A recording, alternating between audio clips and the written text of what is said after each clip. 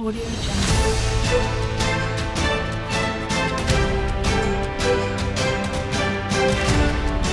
Audio Jungle.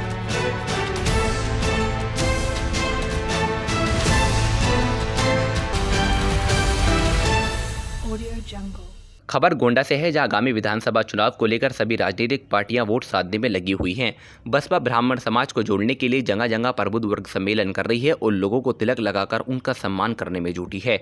Gonda के Gandhi park में आयोजित बसपा द्वारा प्रबुद्ध वर्ग सम्मेलन में मुख्य अतिथि के तौर पर बसपा के राष्ट्रीय महासचिव व राज्यसभा सांसद सतीश चंद्र मिश्रा ने मुख्य अतिथि के तौर पर भाग लिया और जनसभा को संबोधित करते हुए बीजेपी सरकार पर जमकर हमला बोला। बीजेपी सरकार राम मंदिर में चंदे के नाम पर उसूलों की भारी रकम आगामी चुनाव में खर्च करेगी और बीजेपी की सरकार में हर 2 घंटे में महिलाओं के साथ दुष्कर्म जैसी घिनौनी वारदात हो रही है। बीजेपी सरकार ने राम मंदिर भूमि पूजन के नाम पर लोगों को गुमराह किया है। 1 साल होने के बाद भी अभी कुछ काम नहीं हुआ है। भारत में संस्कृति को खत्म करने पर उतारू है बीजेपी सरकार। आगामी विधानसभा चुनाव में बीएसपी पूर्ण बहुमत से सरकार बनाने वाली है। बीएसपी नेता सतीश चंद्र मिश्रा ने बीजेपी सरकार पर हमला बोलते हुए कहा, जिस तरीके से बीजेपी केवल राम वोट बैंक की राजनीति करती है। हाईकोर्ट के फैसले आने के बाद भी बीजेपी के बड़े नेता मुंह लटकाए हुए थे और अभी तक 100 करोड़ से अधिक राम मंदिर के नाम पर वसूले गए चंदे का कोई हिसाब नहीं है। ये सरकार राम मंदिर के नाम पर वसूले गए पैसों को आगामी विधानसभा चुनाव में खर्च करेगी, जिसमें उनके बड़े बड़े हेलीकॉप्टर और बड़ी बड़ी गाड़ियां जनसभा में उतरेंगी। भूमि पूजन कर लोगों को यह सरकार गुमराह कर रही है। हमने यूपी के कई जिलों को घूमा है। सबसे पिछड़े जिले की बात की जाए तो अयोध्या उनमें शामिल है। यहाँ पर स्थिति बेकार है। इतने पैसे होने के बाद भी यहाँ कोई विकास नहीं हुआ है। बजट में कई करोड़ रुपए सरकार ने निकाल लिए हैं। महिला सुरक्षा का दावा करने वाली सरकार बीजेपी के समय में हर 2 घंटे में महिलाओं के साथ बलात्कार, दुष्कर्म जैसी घटनाएं हो रही हैं। यही सरकार यूपी चला रही है। चुनाव के दरमियान इस सरकार में महिलाओं का चीरहरण होता है। बीजेपी सरकार वेद पढ़ाने वालों व संस्कृत विद्यालयों को बंद करवा रही है। संस्कृत विद्यालय के बंद होने से वेद पढ़ने और पढ़ाने वाले नहीं रहेंगे।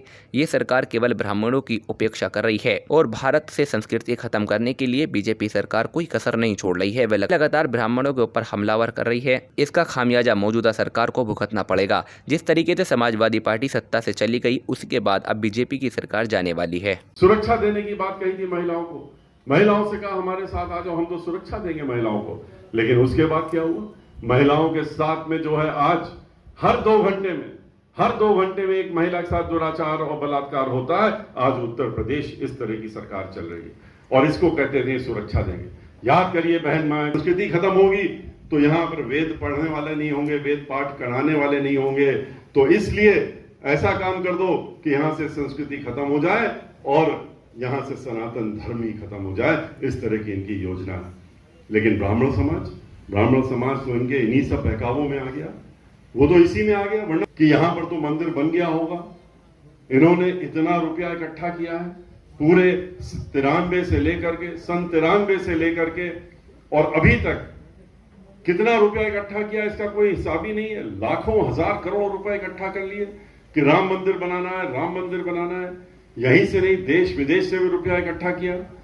उसके बाद जब मान ली सर्वोच्च न्यायालय, ये तो भगवान राम को खाली एक वोट की स्थिति मानते हैं, एक राजनीति के लिए मानते हैं और तो कुछ उनको मानते नहीं। राम का नाम तो सिर्फ ये भगवान के रूप में नहीं लेते हैं, ये लेते हैं तो सिर्फ वोट के नाम पे लेते हैं। और यही इनकी सोच रही है और इसी से रुपया कमाने का काम किया है। जब सर्वोच्च न्यायालय का निर्णय आया, फिर से 10,000 करोड़ रुपए के ऊपर रुपए इन्होंने इकट्ठा कर लिए मंदिर के नाम पे। हर साल बजट में, अभी भी बजट पास हुआ थोड़े दिन पहले, फिर से सप्लीमेंट्री बजट हुआ, फिर से उसमें अयोध्या के नाम पे हजारों करोड़ रुपया निकाला इन्होंने, हजारों करोड़ रुपया। लेकिन अयोध्या में करा क्या इन्होंने? अयोध्या में तो कुछ करना, हम जब गए तो हम तो पूरे अयोध्या में घूमे। अयोध्या को तो हमने सोचा था इतने हजारों करोड़ रुपए अयोध्या में लग गए, अब तो ये सोने की नगरी बन गया होगा, वरना ये रुपया कहां जाएगा? लेकिन वहां तो कुछ देखने को मिला नहीं। अयोध्या की सड़कें, अयोध्या के हालात, अयोध्या की जो भी आपके तो पड़ोस में आप लोग तो आते जाते रहते हैं, देख ही रहे होंगे, जो खराब से खराब जिला हो उत्तर प्रदेश का, और अयोध्या को देख लीजिए तो कोई फर्क नजर नहीं आएगा आपको। एक ही तरह का है। क्या विकास किया, कहां रुपया लगाया, कहां ले गए रुपया, इसका जवाब नहीं देते हैं और इसीलिए नहीं चाहते थे कि हम लोग वहां पर जाएं।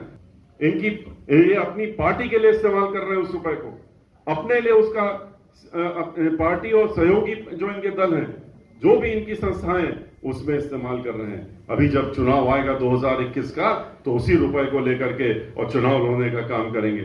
ऐसे ही थोड़ी ना 500 हेलीकॉप्टर उत्तर प्रदेश में उतार देंगे। हर विधानसभा में एक नहीं 100 गाड़ियां उतार देते हैं, जिसमें बड़े बड़े वैन हो। Audio Jungle.